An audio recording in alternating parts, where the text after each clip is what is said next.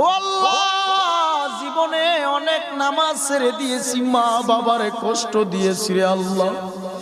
ও আল্লাহ, তোমার রসুলের সুন্নতের মালা গলায় লাগাইতে পারলাম না রে আল্লাহ। তওবা করে নিলাম আজকে আলেমুল আমাদেরকে সাক্ষী রাখিয়া।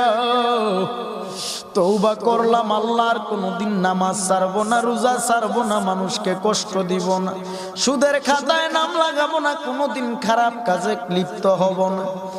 আমার আল্লাহর কাছে যদি একটা বার চোখে পানি ছেড়ে তওবা করতে পারো, আমার আল্লাহ এই মাহফিলের প্যান্ডেলের থেকে বের হওয়া মাত্র জিন্দেগির আমল নামার গুনাহগুলো ক্ষমা করতে পারে কি পারে না? বলেন রহমান তিনি কে, রহিম তিনি কে, রাজ্জাক তিনি কে, জব্বারু তিনি কে?